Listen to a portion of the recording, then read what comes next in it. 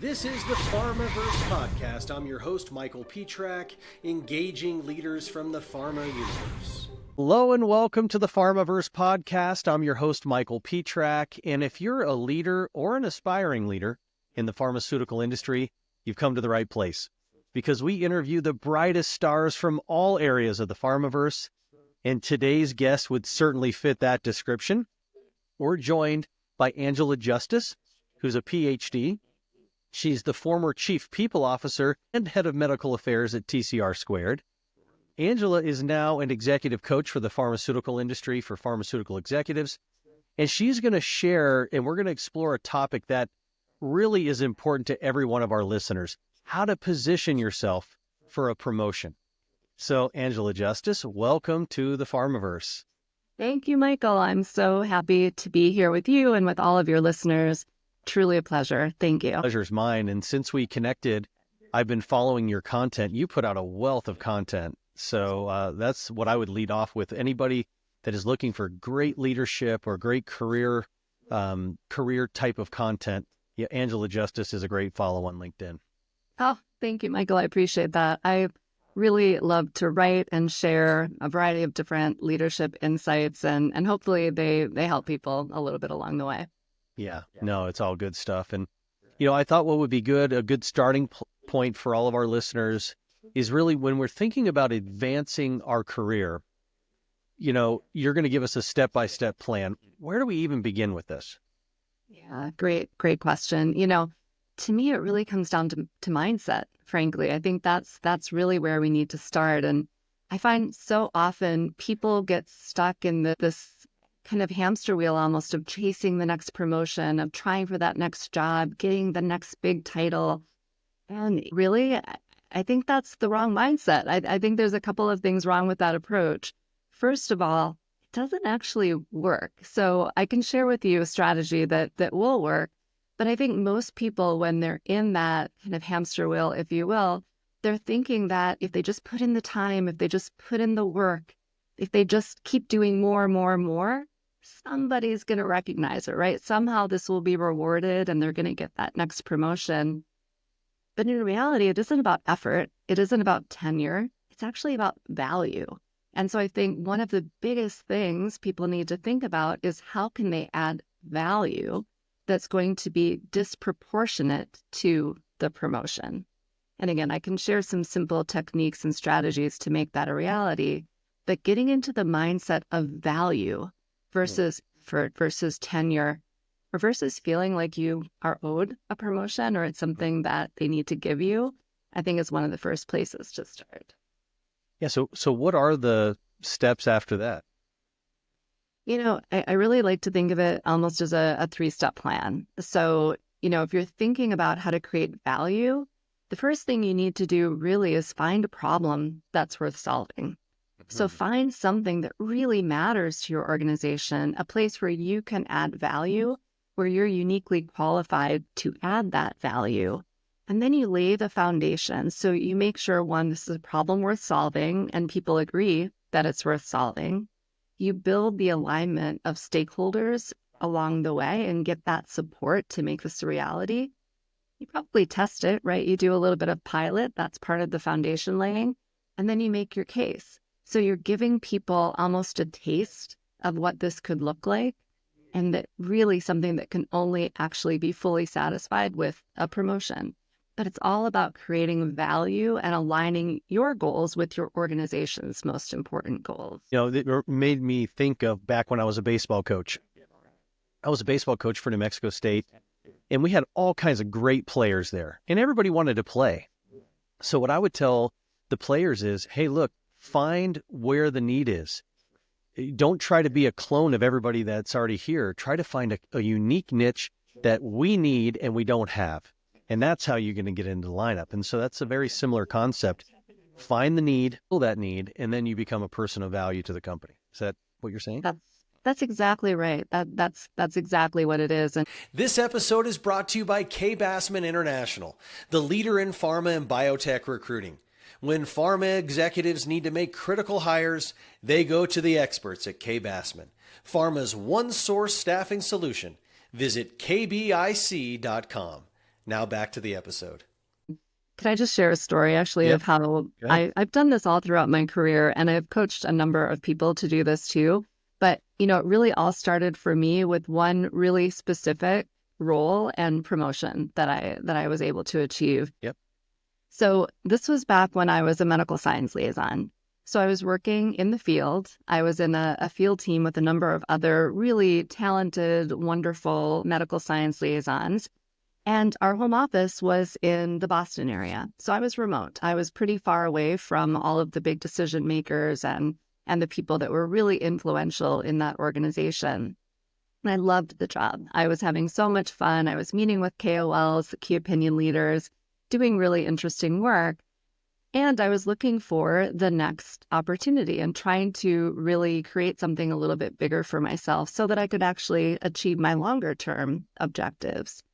And I realized that, we were spending a lot of money as an organization to prepare slide decks that we in the field could use in our conversations with these key opinion leaders.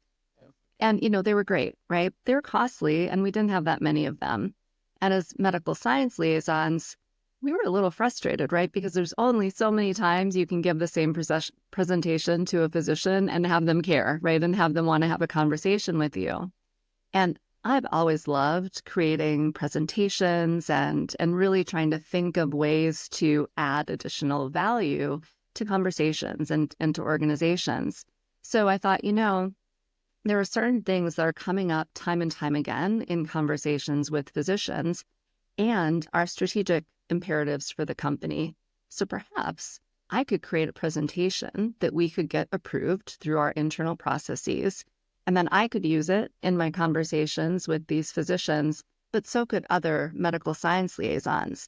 It would help the company because it would keep us in front of those physicians and having engaging conversations. It would help the physicians because things that they want to learn. It would help the other medical science liaisons. And ultimately, it would help the company because we'd be much more effective and frankly, much more engaged as with the physicians.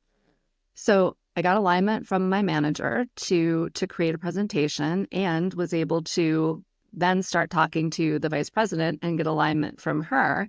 So great opportunity for me to get some additional visibility.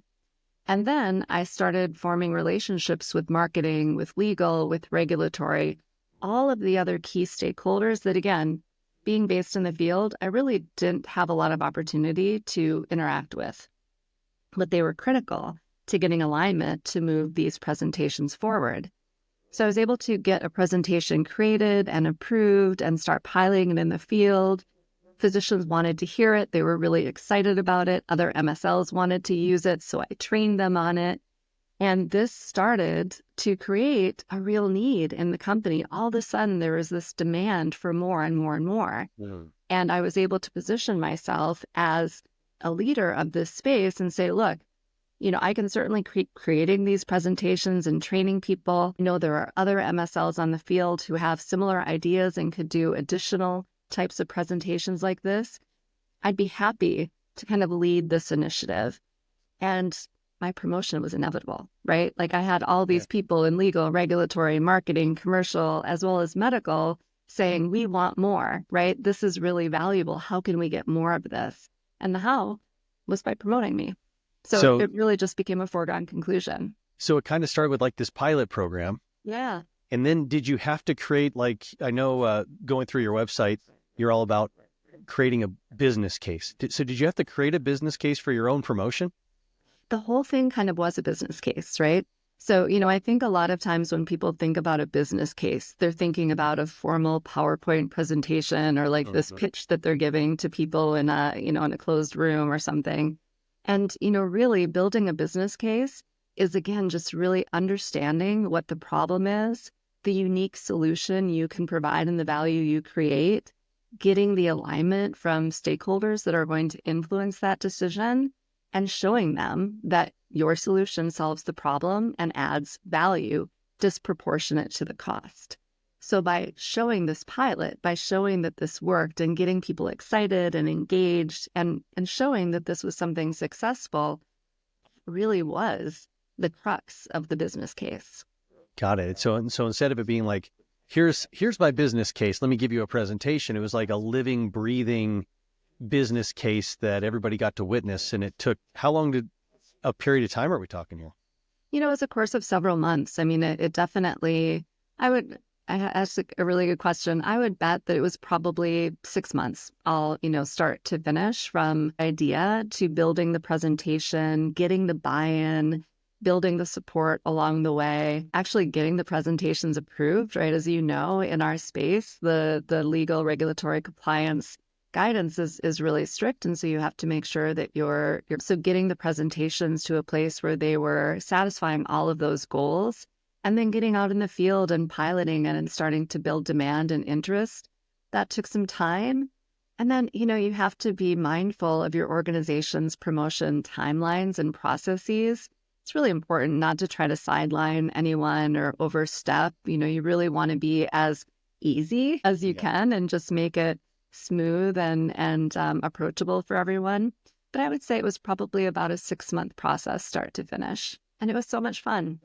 I could think about questions that someone listening might have. For instance, did you ask permission to start this process, or did you start the process and then along the way kind of got little permissions along the way?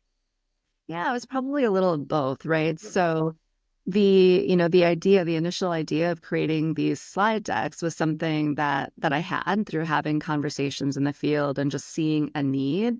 And I think I came up with a couple of ideas that might be interesting, but I certainly wasn't going to share those with physicians or in the field before getting that official alignment.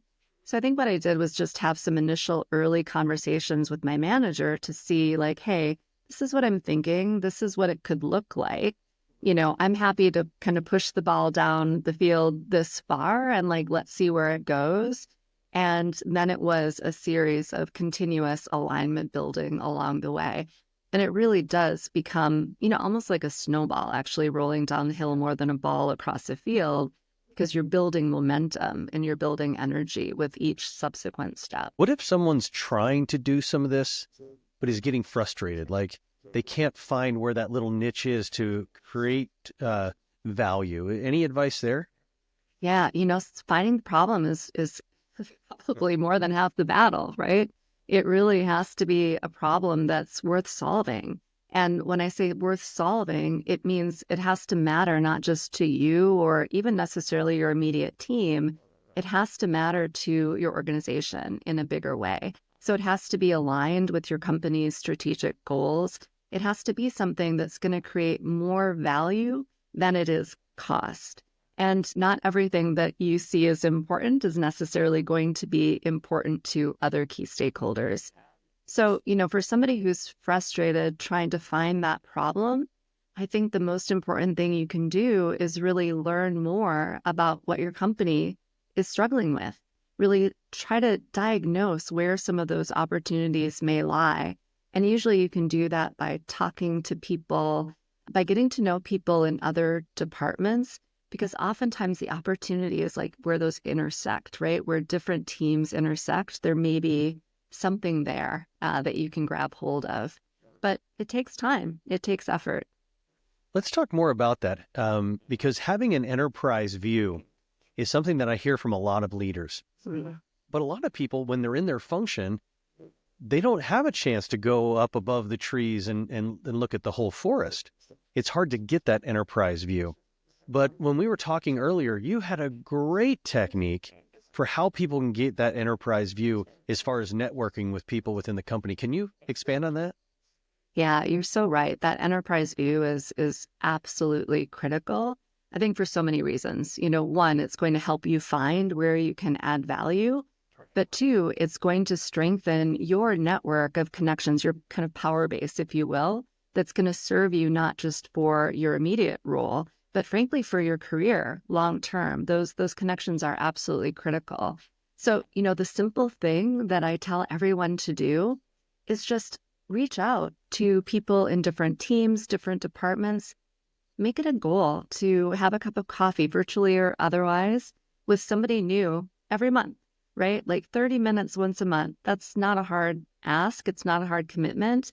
And you'll find that by doing that and making a commitment to make those conversations happen, you're going to learn so much about your organization, about different facets of the company and the challenges it's experiencing. And those opportunities are going to come into focus much sooner than you think. Yeah, and it might not even be an opportunity within the company, because what I've seen happen is if you go through this exercise, you're going to gain what I call an army of advocates. Well, what happens is it's sort of like a dandelion. You pluck the little dandelion, and all these little, seeds go different places. And so if you have these army of advocates and some of them go to different companies, they may think of you for opportunities you're not even seeking. And so sometimes that networking can really have some long-term effects. Oh, you're so right, Michael. The power of networking is so profound and so underrated. And again, something that is so simple. I think we think networking is so hard, right? Like you're going to an event and it's so awkward to try to make small talk. But Yeah. in reality, you can start within your company, just have simple, quick conversations with people. As you said, some of them are going to move on. And now you have these tentacles out in different organizations and different functions. And it builds and it builds and builds and builds. So there's absolutely no losing Mm. in taking a little bit of time to build those connections. Yeah, good stuff. And, there's a lot of great stuff on your website, justicegroupadvisors.com. One of the things I took a look at was this promotion playbook. I know we've been talking sort of a lot of the concepts that are in that playbook has been what we've been discussing. Is there anything that's in that playbook that we haven't touched on? Oh, great question. Yeah. So the promotion playbook, I encourage everybody to get a copy of it. It's really a step-by-step guide to making your promotion inevitable. So yeah, there's a few, I think, helpful tips probably that we haven't discussed. There's a lot of reflection prompts. So again, it's walking through this 3-step plan. And if you follow this plan and you answer the questions, again, simple like thought question, reflection prompts, you're going to have a really clear idea of what you can do and what your next steps need to be to make that next promotion inevitable. Absolutely. Yeah, I really like, I've heard the phrase business case, but it seems like it's something that is foundational to the advice that you give to executives. Now, building a business case for one's promotion is one situation, but it seems like you're an advocate for building a business case for a variety of situations. What are some other examples that someone can build a business case for? It's funny. When I think about it, almost everything is a business case, right? You build a business case for any initiative that you want to push through. You build a business case anytime you're advocating to bring something into the organization or do something new and different.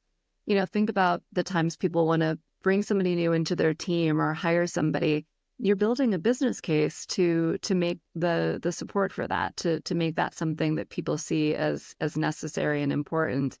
I work with a lot of people who build business cases to get an executive coach, right? Like that's something too. Can be a really compelling business case. But if somebody just goes to their manager, HR, and says, I want a coach, Yeah. that's probably not going to work. And frankly, in my opinion, it shouldn't. There needs to be more of a business case behind that. You have to show why it's important to the company, not just to you as an individual. Makes sense. I want to shift gears just a little bit because one of the things that really intrigued me about you is that your background is so incredibly unique. I mean, you were the head of medical affairs and the chief people officer at the same time. How does that happen, right? But I really want to lean on that chief people officer experience at leading the HR function, because when you're in that seat, I have to think that you are seeing some really great leaders and some really poor leaders. So what would you say are some of the qualities of the best leaders that you've interacted with? Yeah, great question. The best leaders that I've worked with, that I've seen, do a number of things really well. And one of the most foundational is really taking that enterprise view. So they're thinking about the company more than they're thinking about themselves. They're thinking about their colleagues more than they're thinking about themselves. And sometimes, that means that they have to kind of take a little bit of a back seat while their colleagues or other departments are a bit more in the forefront. And to do that and do that in a way that's active and not just passive and that's truly genuine, and not feeling bad about it, but right, to really understand why, when, and how to lead and to do it with the company's and the team's best interest in mind. I think that is a mark of a real leader and the kind of leader that everybody wants to work with and work for. Yeah, just to expand on this a little bit, when a leader has a superstar in their department, and they may not have a promotion opportunity for them, even if they present a great business case for it, but somewhere else in the organization may have a seat for them that would be a promotion. I see some leaders blocking that from happening, thinking that, "Oh, I don't want to lose my superstar," but that's got to run contrary to what you're saying as far as what great leaders do. Absolutely. Yeah, there are some leaders who want to hoard talent, right? Like they have this rock star on their team that they've developed and invested in, and they're getting great results. And so they want to hang tight to that person. And maybe it's with good intention, right? They want to keep developing them.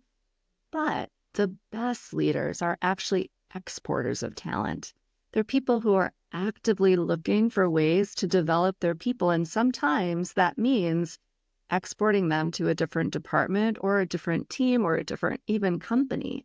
But if it means helping that individual continue to develop and grow, like fantastic. Now, hopefully it's not to another company, right? And generally speaking, that's not something I'm advocating, but exporting them to another team, to another leader, to another department, even on a temporary basis, right, as a rotational thing, can be such a tremendous opportunity for those leaders to grow, for them to get new perspectives, skills, and connections.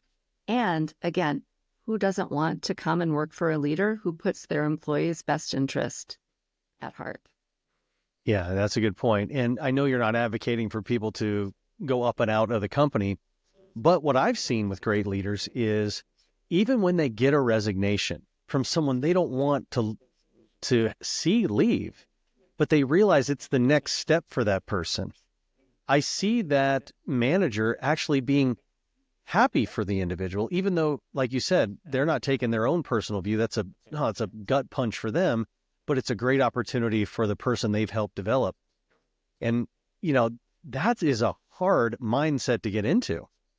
Yeah, and so important. Some of my proudest moments, honestly, have been leaders that I've developed who have gone on to bigger roles in other organizations, Yeah. roles that we couldn't fill, right? The role was getting so big, their opportunity was outsized what we could offer, and they had opportunities to move on and do something bigger and greater somewhere else.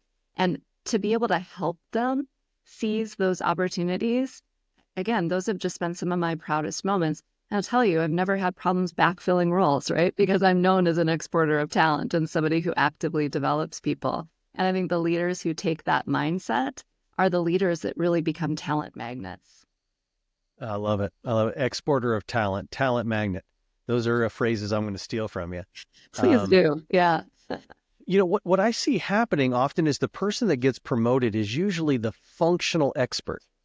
They're really good at doing whatever they do. They get promoted and now they're leading people. And really what makes a great leader often is not the functional know-how, but the soft skills, the EQ, the bringing the team together. Is there a way for someone to develop those soft skills?